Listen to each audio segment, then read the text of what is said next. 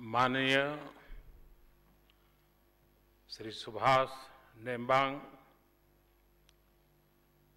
Parliament के speaker Shri एवं माननीय सांसदगण और आदरणीय सभागृह,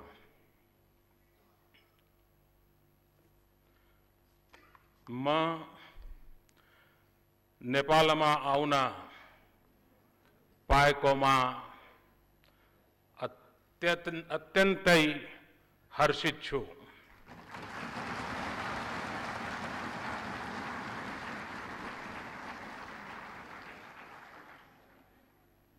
धैर्य धैर्य वर्ष अघि एक पथिक या तीर्थालु को रूप में मैं यहाँ आएको थिए।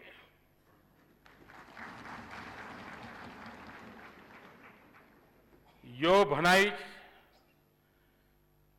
कि एक पटक तपाईले नेपाल को भ्रमण गर्नु भयो भने यो जीवन पर्यन्त संबंध में बदलिन्छु।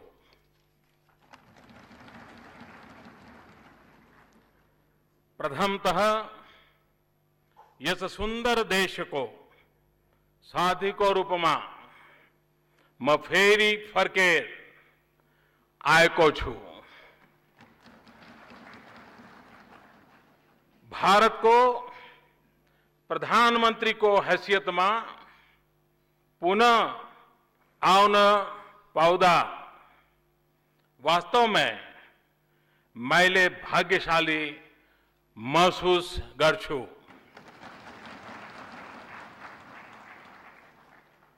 यो यस्तो यात्रा थियो जुन में प्रधानमंत्री को कार्यालय में प्रवेश गर्न बित्तिकै गर्न चाहन्थे, किनकि हाम्रो नेपाल सँगको सम्बन्ध मेरो सरकार को उच्चतम प्राथमिकता मध्ये हो।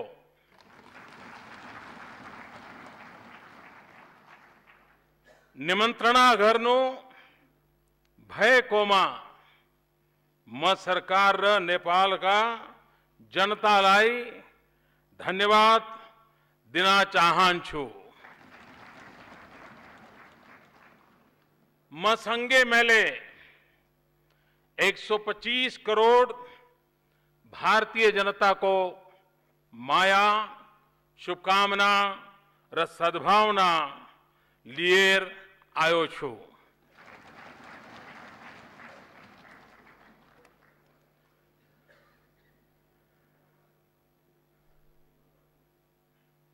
आप कल्पना कर सकते हैं कि पल मेरे लिए कितने गर्व की पल है, क्योंकि आपकी संसद में मैं पहला मेहमान हूं जिसको आपने बुलाया है और संबोधन करने का अवसर दिया है। ये सम्मान सिर्फ नरेंद्र मोदी का या भारत के प्रधानमंत्री का नहीं, ये 125 करोड़ भारतीयों का सम्मान है। मैं इसके लिए आदरणीय स्पीकर श्री का और आप अभी सभी सदस्यों का हृदय से आभार व्यक्त करता हूं। भारत और नेपाल के संबंध उतने ही पुराने हैं जितना हिमालय और गंगा पुराने हैं।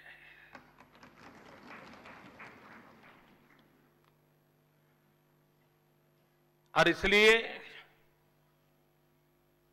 हमारे संबंध कागज की किश्तियों से आगे नहीं बढ़े हैं। हमारे संबंध दिलों की दास्तान कहते हैं।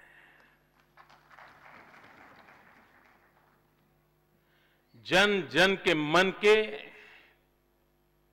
प्रतिघोष के रूप में है। हम एक ही सांस्कृतिक विरासत के धनी हैं।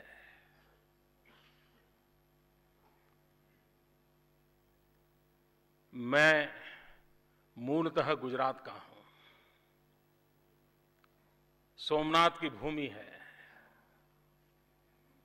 और सोमनाथ की भूमि से चल करके मैं राष्ट्रीय राजनीति का फलक काशी विश्वनाथ की छत्र छाया में मैंने प्रारंभ किया, काशी से किया, और आज पशुपतिनाथ के चरणों में आकर के खड़ा हुआ हूं।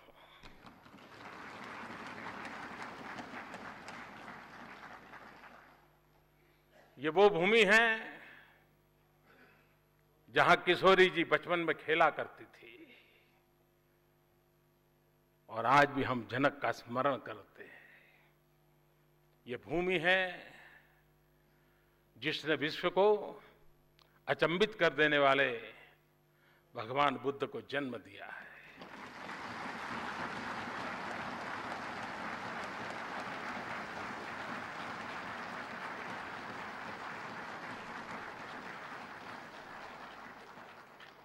ऐसी एक सांस्कृतिक विरासत की धनी है और इसलिए, और जब मैं काशी का प्रतिनिधि बन गया तो मेरा तो नेपाल से नाता और जुड़ गया, क्योंकि काशी में एक मंदिर है जहां पुजारी नेपाल का होता है और नेपाल में पशुपतिनाथ है जहां का पुजारी हिंदुस्तान का होता है।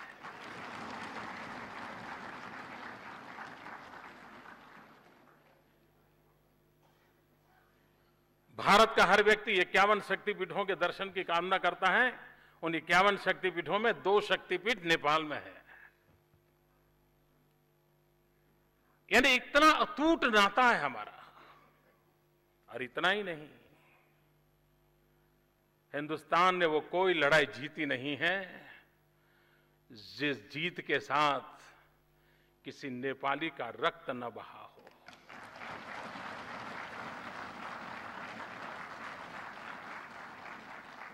किसी नेपाली ने शहादत न मोली हो। भारत के स्वाभिमान के लिए, भारत की रक्षा के लिए नेपाल का बहादुर मरने मटने के लिए कभी पीछे नहीं रहा। भारत के लिए जीने मरने वाले उन बहादुर नेपालियों को मैं आज नमन करना चाहता हूं।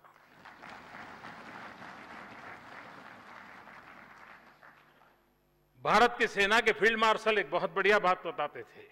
वो कहते थे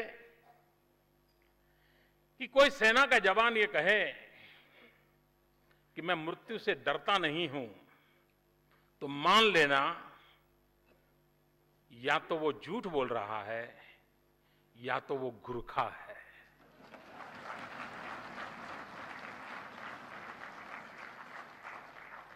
अगर गुरखा कहता है कि मैं मौत से नहीं डरता हूं, मतलब सच्चाई है। ये बात फील्ड मार्शल मानेक शॉ ने कही थी। ऐसी ये वीरों की भूमि है, सांस्कृतिक धारा है। और आज मैं कह सकता हूं, नेपाल के नागरिकों की नहीं, लोकतंत्र में विश्वास रखने वाले पूरे विश्व का ध्यान नेपाल की तरफ केंद्रित हुआ है। और नेपाल की तरफ केंद्रित हुआ है मतलब इस सभागृह में बैठे हुए आप सब पर केंद्रित हुआ है। लोकतंत्र में विश्वास करने वाला पूरा विश्व आज आपकी तरफ देख रहा है, बड़ी आशा भरी नजरों से देख रहा है। आपको लगता होगा कि आप इस सदन में बैठ करके संविधान के निर्माण की चर्चा कर रहे हैं, भिन्न भिन्न धाराओं की चर्चा कर रहे हैं, समाज के भिन्न भिन्न वर्गों के हितों के कल्याण की चर्चा कर रहे हैं। इतना नहीं है।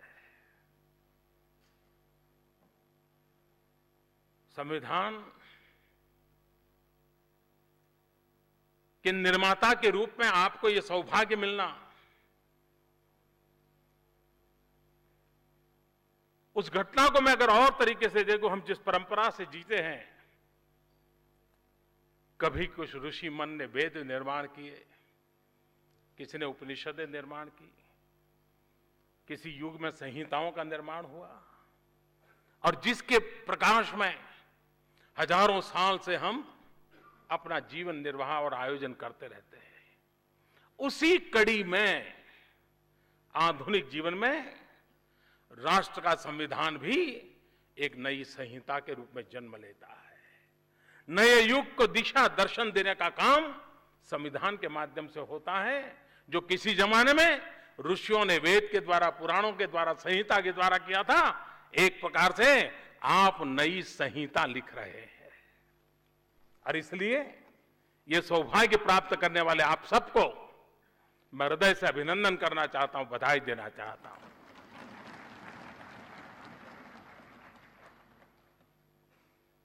लेकिन संविधान निर्माण की एक पूर्व शर्त होती है। संविधान के निर्माण के लिए ऋषि मन होना जरूरी होता है।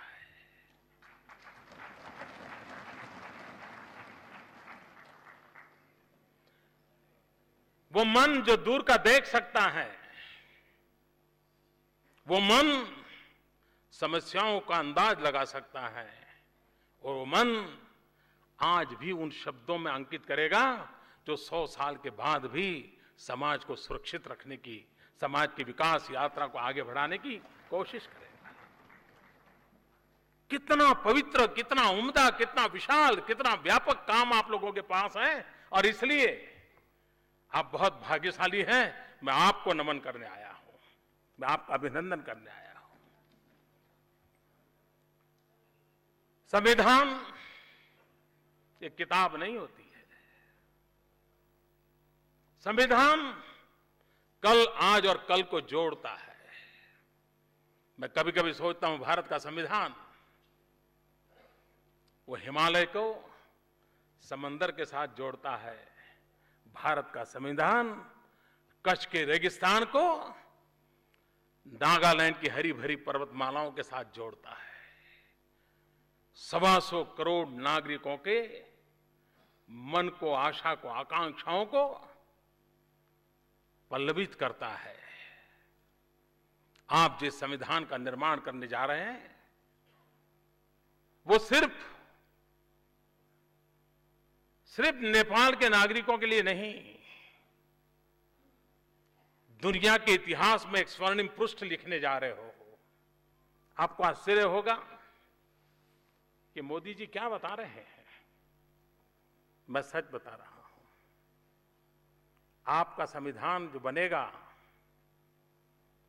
वो सिर्फ नेपाल के लिए नहीं, विश्व के लिए एक स्वर्णिम पृष्ठ बनने वाला है। क्योंकि इतिहास की धरोहर में देखें तो एक सम्राट अशोक हुआ करते थे। युद्ध के बाद शांति की तलाश में निकले, युद्ध छोड़ बुद्ध की शरण गए, और एक नया स्वर्णिम पृष्ठ लिखा गया। मैं उन सबको बधाई देता हूं जिन्होंने बुलेट का रास्ता छोड़ करके बैलेट के रास्ते पर जाने का संकल्प किया, नेपाल की धरती पर किया।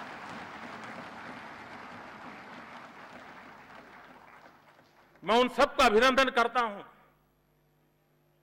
जो युद्ध से बुद्ध की ओर प्रयाण किया है, और इस सदन में आपकी मौजूदगी युद्ध से बुद्ध की तरफ की आपकी यात्रा का अनुमोदन करती है, और इसलिए मैं आपको बधाई देने आया हूं।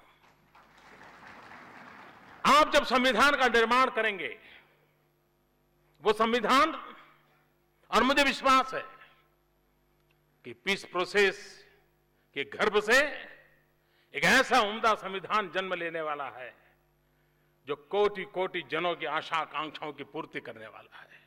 लेकिन इससे भी आगे आज दुनिया के हर भूभाग में छोटे मोटे कई गुट ऐसे पैदा हुए हैं जिनका हिंसा में ही विश्वास है, शस्त्र के माध्यम से ही सुख प्राप्त करने का उनको मार्ग लगता है। विश्व के सामने नेपाल वो देश बनेगा जब संविधान लेकर के आएगा, वो दुनिया को विश्वास दिलाएगा कि शस्त्रों को छोड़ करके शास्त्र के सहारे भी जीवन को बदला जा सकता है। ये उम्दा काम आप करने वाले। हिंसा में विश्वास करने वाले दुनिया के घूंटों को नेपाल का संदेश जाएगा कि बम, बंदूक और पिस्तौल के माध्यम से भलाई नहीं होती है। संविधान की सीमा में लोकतांत्रिक प्रक्रियाओं के द्वारा इच्छित परिणामों को प्राप्त किया जा सकता है। और ऐसा उम्दा काम आपने शुरू किया है और उन लोगों ने उसमें हिस्सेदारी की है जिन्होंने कभी शस्त्र में भरोसा किया था, शस्त्र को छोड़ करके, युद्ध को छोड़ करके बुद्ध के मार्ग पर जाने का रास्ता अपनाया। और इसलिए एक ऐसा पवित्र काम आपके माध्यम से हो रहा है, इस संविधान सभा के माध्यम से, जो विश्व के हिंसा में विश्वास रखने वाले लोगों को पुनर्विचार करने के लिए मजबूर करेगा। और आपका प्रयोग अगर सफल रहा तो विश्व को हिंसा से मुक्ति का एक नया मार्ग ये बुद्ध की भूमि से मिलेगा। ये मुझे आपके संविधान में ताकत नजर आ रही है और इसलिए मैं उस रूप में इस संविधान सभा को देख रहा हूं, उस सामर्थ्य के रूप में देख रहा हूं।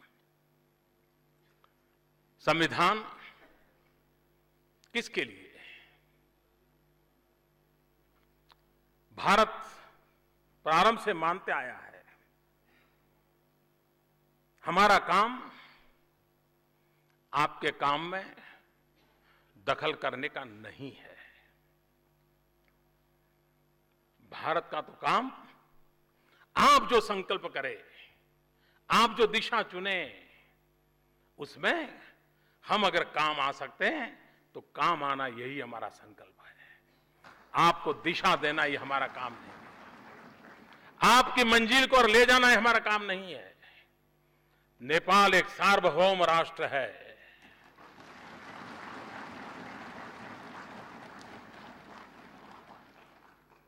हमारी इच्छा इतनी है कि नेपाल ये सार्वभौम राष्ट्र हिमालय जितनी ऊंचाइयों को प्राप्त करे और पूरा विश्व नेपाल को देख करके गौरवान्वित हो, ऐसा नेपाल देखने की हमारी इच्छा है।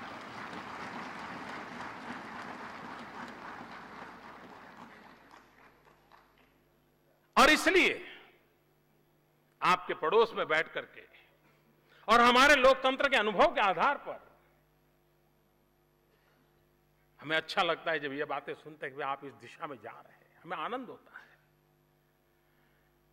संविधान वो हो जो सर्व समावेशक हो, हर नेपाली नागरिक को, गरीब हो, अमीर हो, पढ़ा लिखा हो, अनपढ़ हो, गांव में हो, शहर में हो, पहाड़ में हो, तराई में हो, कहीं पर भी हो, हर नेपाली को संविधान जब आए तो उसना लगना चाहिए ये ऐसा गुलदस्ता है जिस गुलदस्ते में मेरे भी पुष्प की महक है।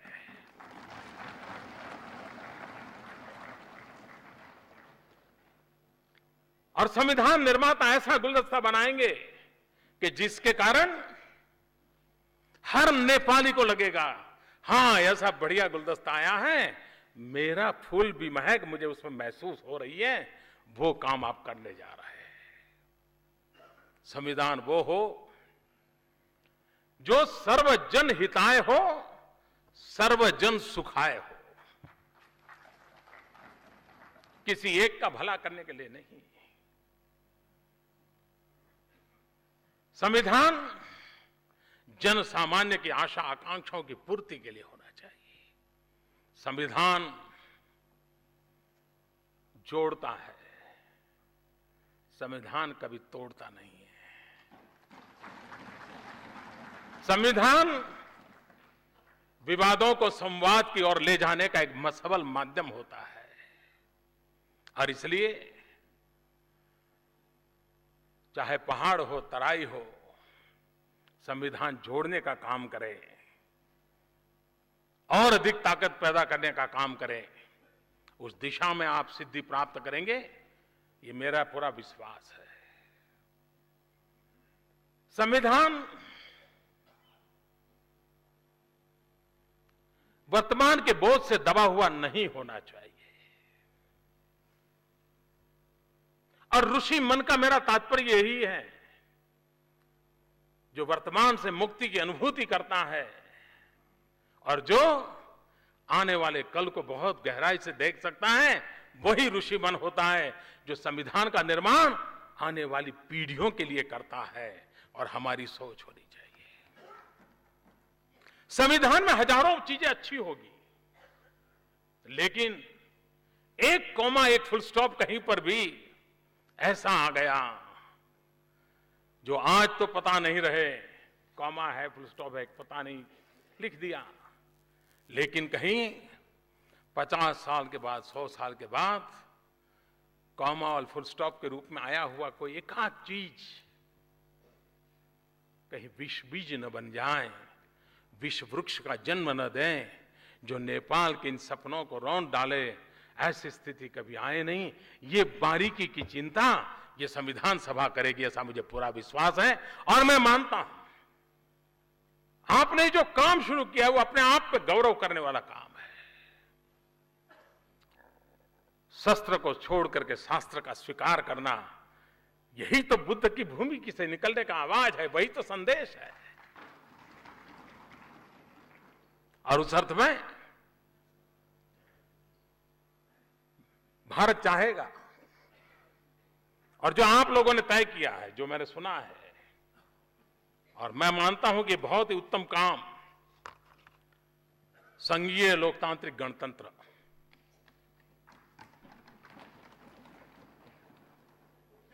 आज उपलब्ध व्यवस्था में उत्तम रास्ता आपने चुना है। और भारत हमेशा आपके संघीय लोकतांत्रिक गणतंत्र की कल्पना को पूरा पूरा आदर करता है, स्वागत करता है। इंतजार यही है कि जितना जल्दी हो, इंतजार इसी बात का है।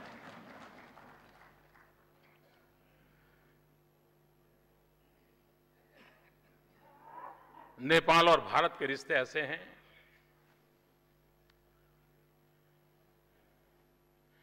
कि थोड़ी सी भी हवा इधर उधर हो जाए तो ठंड हमें भी लगती है। अगर सूरज यहां तप जाए तो गर्मी हमें भी लगती है। ऐसा अटूट नाता है। अगर आप चैन से न सोए हो तो हिंदुस्तान चैन से नहीं सो सकता है। नेपाल का कोई मेरा भाई भूखा हो तो भारत कैसे आनंद ले सकता है। कल जब ये कोशी की घटना घटी, समाचार आए, मेरी पूरी सरकार लगी रही है, भाई कितना बड़ा हादसा हुआ है, क्या हुआ है, इतनी बड़ी चट्टान गिरी है, कोशी नदी का पानी रुका है, पता नहीं इतने लोग खो गए हैं, इतने लोग मारे गए हैं।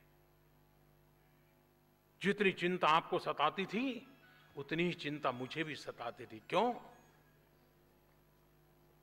ये कष्ट आपका है, वो मेरा भी है। ये आपदा आपकी है तो वो आपदा मेरी भी है।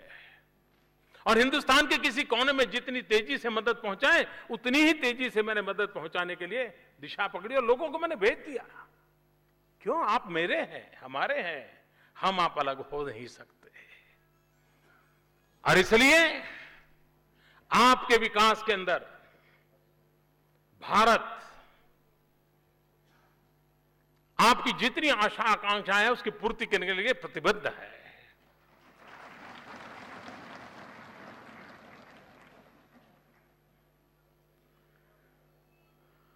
नेपाल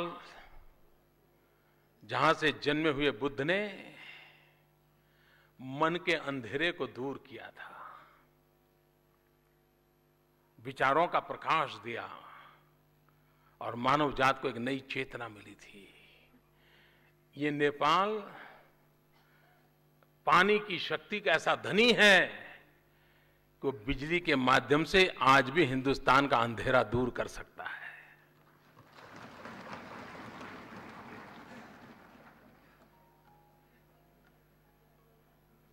और हम बिजली मुफ्त में नहीं चाहते, हम खरीदना चाहते हैं।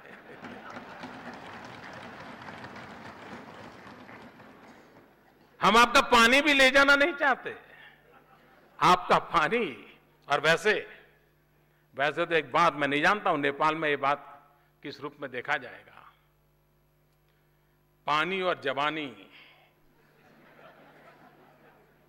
ये कभी पहाड़ के काम नहीं आते हैं।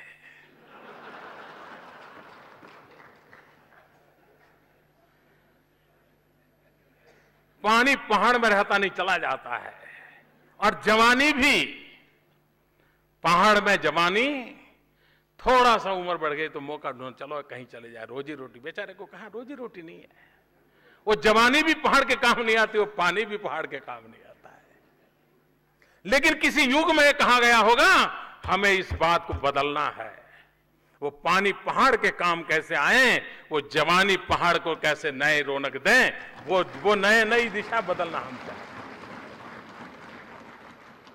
और इसलिए विकास यही एक उसके लिए मार्ग है। भारत युवा देश है, नेपाल भी युवा देश है। यहां कितने नौजवानों की तादाद है। अगर उन नौजवानों के हाथ में अवसर दिया जाए, नेपाल की कल क्या, नेपाल की आज बदलने का सामर्थ्य इस नौजवानों में है। वो अवसर कैसे मिलेगा? हम प्राकृतिक संसाधनों का समुचित उपयोग करके विकास की एक दिशा तय नहीं करेंगे तो कैसे होगा? भारत इसके लिए आपके साथ कंधे से कंधा मिलाकर के चलना चाहता है। निर्णय आप कीजिए, आप अपने नेतृत्व का परिचय दीजिए। और अकेले हिंदुस्तान को बिजली बेचकर भी नेपाल समृद्ध देशों में अपनी जगह बना सकता है। इतनी ताकत आपके पास है। हम इसमें आपके साथ आपकी इस विकास यात्रा में जुड़ना चाहते हैं। यहां पर ट्रकों के द्वारा ऑयल आता है। युग बदल चुका है, पाइपलाइन से क्यों ना आए। हम उस काम को पूरा करेंगे।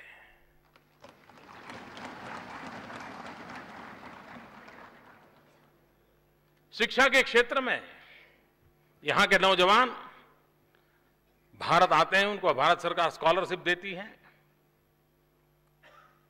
उस स्कॉलरशिप पाने वाले नौजवानों की संख्या में मैं बढ़ोतरी करना चाहता हूं।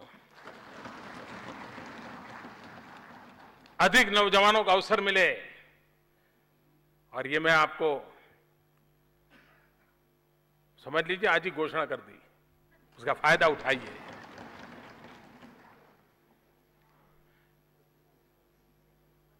जब लक्ष्मण जी मूर्छित हो गए तो हनुमान जी पौधा लेने के लिए यहां आए थे।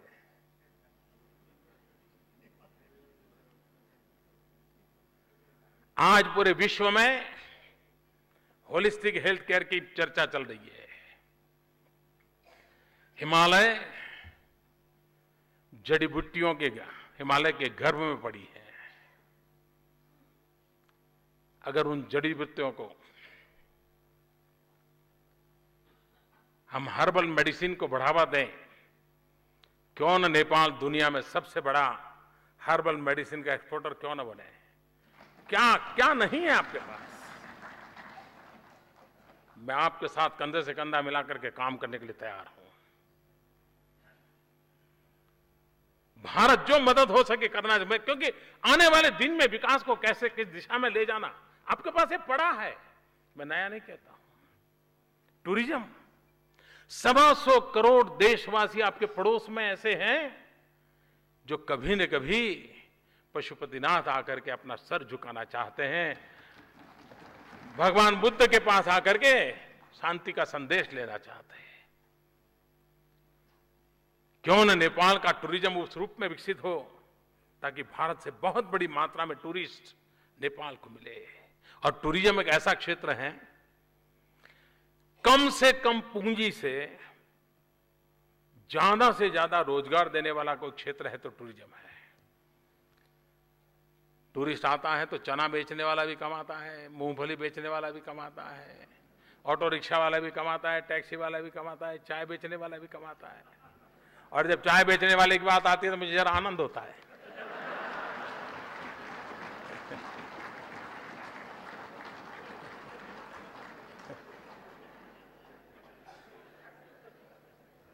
कहने का मतलब यह है कि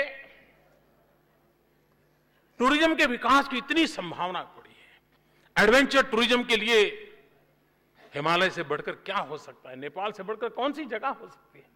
पूरे विश्व के नौजवानों को पागल कर दे इतनी ताकत आपकी धरती के पास पड़ी है। मैं आपसे आह्वान करता हूं, आइए, आगे आइए। पूरे विश्व का एडवेंचर यूथ, जिसको एडवेंचर करने का मिजाज है, जिसको पहाड़ों पर जाने की इच्छा रखती है, आप पूरे विश्व के युवा को ललकार सकते हैं। आइए, कितना बड़ा अवसर है। हमें संविधान भी निर्माण करना है, हमें नेपाल को नई ऊंचाइयों पर भी ले जाना है, और उसके लिए एक पड़ोसी का धर्म हम निभाने के लिए प्रतिबद्ध है। मेरे मन में आया, मैंने कहा नेपाल को हिट करें। मुझे लगा मैं ऐसा शब्द प्रयोग करूंगा तो शायद आपको बुरा लग जाएगा। ये कौन होता है हिट करने वाला? लेकिन मैं जब हिट करने की बात करता हूं तब मेरे मन में 3 प्रमुख बातें हैं। HIT, एक हाईवेज, दूसरा आईवेज और तीसरा ट्रांसवेज। नेपाल को भारत ये जितनी जल्दी ये गिफ्ट दें, हाईवेज दें, आईवेज, इंफॉर्मेशन वेज, पूरे विश्व के अंदर नेपाल पीछे रहना नहीं चाहिए। नेपाल भी डिजिटल बनना चाहिए, नेपाल विश्व के साथ जुड़ना चाहिए, हाईवेज चाहिए और ट्रांसवेज, ट्रांसमिशन लाइंस।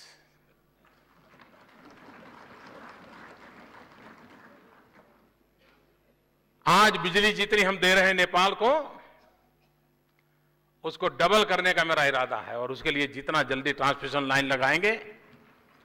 अभी हम नेपाल का अंधेरा दूर करेंगे और दशक के बाद अंधेरा हिंदुस्तान का नेपाल दूर करेगा।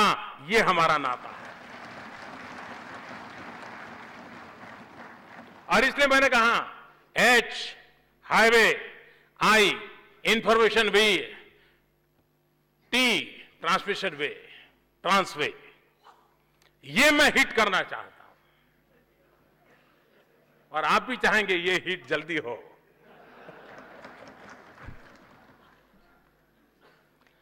मुझे विश्वास है कि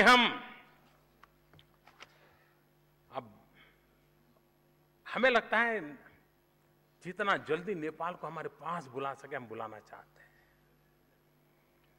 अब इसको खिसक कर तो ले जाने वाला विज्ञान तो भी आया नहीं है, लेकिन अगर महाकाली नदी पर ब्रिज बन जाए तो मेरे और आपके बीच की दूरी बहुत खत्म हो जाएगी।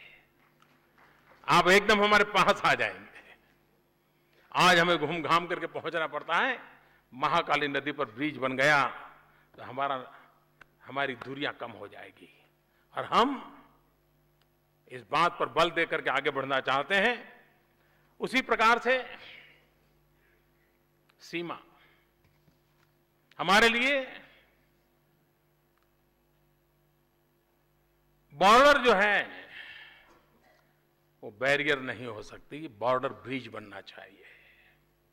और हम चाहते हैं भारत और नेपाल की सीमा इस प्रकार से वाइब्रेंट हो, अच्छेपन की लेन देन होती रहे, ताकि आपका भी विकास हो, भारत के भी आपके साथ जुड़े हुए छोटे छोटे जो राज्य हैं उनको भी विकास का भी अवसर मिले। एक योजना आज मैं प्रधानमंत्री जी से बता रहा था। मैंने कहा कि हिमालय पर रिसर्च होना बहुत जरूरी है। इतनी बड़ी प्राकृतिक संपदा है, भारत ने उस पर एक काम शुरू किया है। हमने हमारे इस बजट में भी उसकी घोषणा की है। नेपाल भी उसमें आगे बढ़े। और हम मिलकर के हिमालय की शक्ति मानव जात के लिए कैसे काम आ सकती है, उसके वेज एंड मीन्स क्या हो, उसके सामर्थ्य को हम पहचाने, विज्ञान की उन नई परतों को हम खोलें और मानव जात के कल्याण की दिशा में हम जरूर काम करें। उसी प्रकार से हम प्रयास करना चाहते हैं। कभी कभी मैं हैरान हो जाता हूं,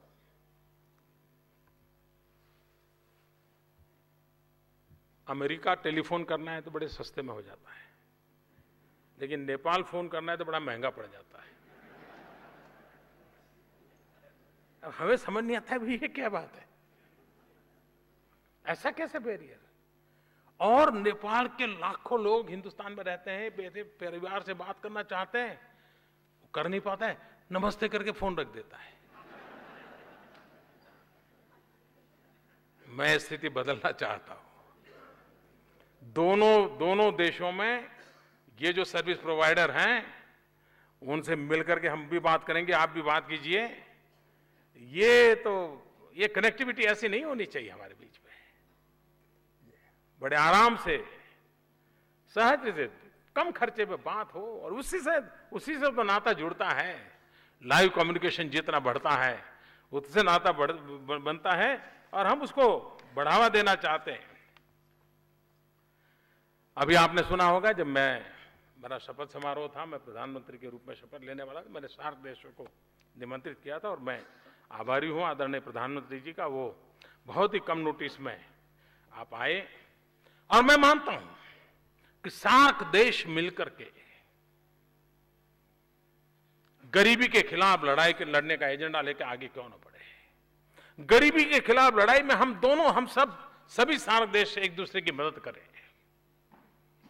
और उसमें एक काम सार्क देशों को, और भारत का दायित्व है, हम कोई उपकार नहीं करते, हम मानते हैं हमारा दायित्व है कि हमारे अड़ोस पड़ोस के हमारे जितने भी छोटे भाई हैं, हमारे साथी भाई हैं, उनकी विकास यात्रा में हम मददरूप हो।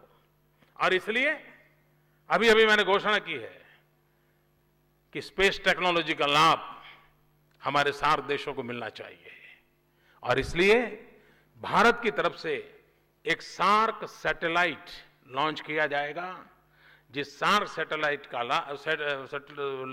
का लाभ हेल्थ सेक्टर के लिए, एजुकेशन सेक्टर के लिए, स्पेस टेक्नोलॉजी का लाभ सार्क देशों को मिले, नेपाल को मिले, उस दिशा में हमने कदम उठाना तय किया है। और इसलिए इसका आगे वाले दिनों में जरूर लाभ मिलेगा। उसी प्रकार से मैंने पहले ही कहा कि जो मल्टीपर्पज प्रोजेक्ट आपने देखा होगा, हम इतने पास में हैं, आप और बीच में कोई ज्यादा दूरी नहीं है, आते आते 17 साल लग गए।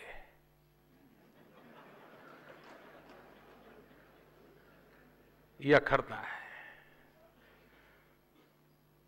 मैं आपको वादा करता हूं अब ऐसा नहीं होगा।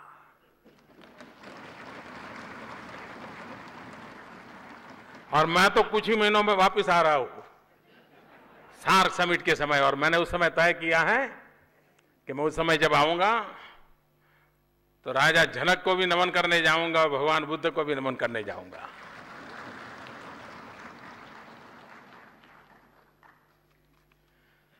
यह खुशी की बात है कि पंचेश्वर प्रोजेक्ट बहुत पहले तय हुआ, कितने रुपये की लागत बढ़ गई, लेकिन अब अथॉरिटी का निर्माण दोनों देशों में हुआ है। मैं मानता हूं 1 साल के भीतर 5,600 मेगावाट का ये प्रोजेक्ट काम आरंभ हो जाए। आप कल्पना कर सकते हैं नेपाल की कितनी बड़ी सेवा होगी। आज नेपाल के पास जितनी बिजली है उससे करीब करीब 5 गुना बिजली। छोटी बात नहीं है जी।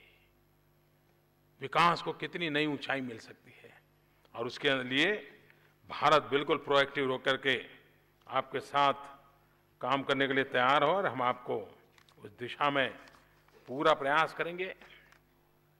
एक बात की और मैं चाहूंगा, जैसे मैंने कहा हर्बल मेडिसिन एक बहुत बड़ा क्षेत्र है, वैसे भी ऑर्गेनिक फार्मिंग पूरे दुनिया के अंदर एक बहुत बड़ा मार्केट खड़ा हुआ है। जो माल रुपये में बिकता है वो अगर ऑर्गेनिक है तो डॉलर में बिकने लग जाता है। और नेपाल एक ऐसी भूमि है जहां ये संभव है। भारत में सिक्किम एक राज्य आपके पड़ोस में ही माना जाएगा। सिक्किम ने पूरा ऑर्गेनिक स्टेट बना दिया अपने आप को, और उसके कारण उसका विश्व में एक नया मार्केट खड़ा हुआ है। अगर नेपाल उस दिशा में जाना चाहता है, मुझे खुशी होगी आपको मदद करने की, आपके साथ काम करने की। उसी प्रकार से हमने एक प्रयोग शुरू किया है हिंदुस्तान में सॉइल हेल्थ कार्ड का। हम जानते हैं नेपाल और हिंदुस्तान में हम नागरिकों के पास भी हेल्थ कार्ड नहीं है, लेकिन हम सॉइल हेल्थ कार्ड किसानों को, उसकी जमीन की तबीयत कैसी है, कोई बीमारी तो नहीं है, विशेषताएं क्या है, किस प्रकार के फसल के लिए उपयोगी हैं, कौन सी दवाइयां वहां नहीं डालनी चाहिए, कौन सी दवाइयां ही डाली जा सकती है, कितना फर्टिलाइजर लेना, ये सारी वैज्ञानिक तरीके से आगे बढ़ाया जा सकता है। अगर नेपाल की रुचि होगी तो हम सॉइल हेल्थ कार्ड के इस काम को जो हम हिंदुस्तान में आगे बढ़ा रहे हैं, यहां के किसानों को भी अगर उसका लाभ मिलेगा तो कृषि आधुनिक हो, कृषि वैज्ञानिक हो, उसमें हम बहुत बड़ी मात्रा में उपयोगी हो सकते हैं। और मैं चाहता हूं कि आने वाले दिनों में इसके लिए आप जरूर ही कुछ न कुछ सोचेंगे, और मैं मानता हूं उसी प्रकार से आज जब मैं आपके बीच आया हूं तो मैं आज ये भी आपको घोषणा करके जाना चाहता हूं, भारत नेपाल को 10,000 करोड़ नेपाली रुपए कंसेशनल लाइन ऑफ क्रेडिट की सहायता देने का हमने निर्णय किया है। हम यह सुनिश्चित करेंगे कि इस क्रेडिट का उपयोग नेपाल की प्राथमिकता पर होगा। आप इसे हाइड्रो पावर, इंफ्रास्ट्रक्चर, इन सारे क्षेत्रों में लगाएं तो ये करीब $1 बिलियन जैसे अमाउंट में आज, और पहले इसका जो दिया हुआ है ये इससे अलग है, उसके साथ इसको जोड़ना जरूर, वो अलग है, वो दे दिया, ये नया है।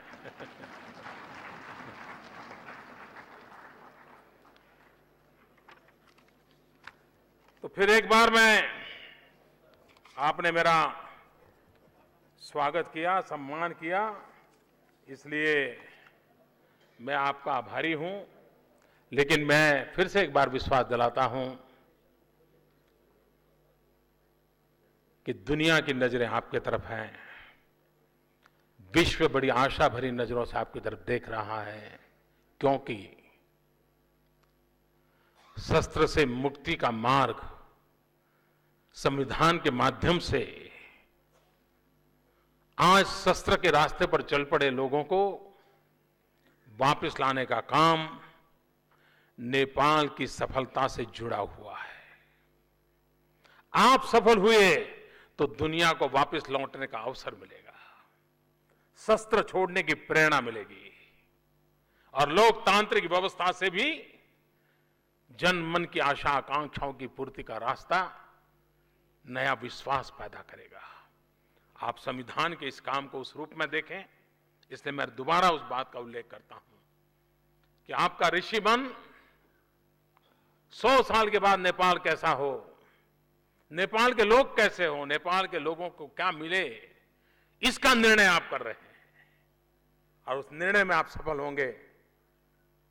और भगवान की बुद्ध की भूमि में विचारों की कोई कमी हो नहीं सकती, इरादों की कमी नहीं हो सकती है, संकल्प शक्ति की कमी नहीं हो सकती है। और इसलिए एक नया इतिहास यहां से रचने जा रहा है, इसको इतना बड़ा लाभ मिलने वाला है, ये मुझे पूरा विश्वास है। और हम सबको मैं यही कहूंगा कि हमारे जो संबंध है,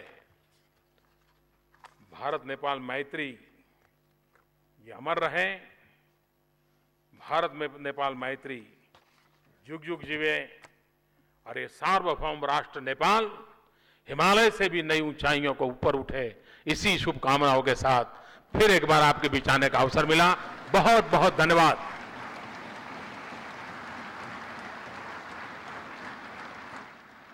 मान्य सदस्यहरू,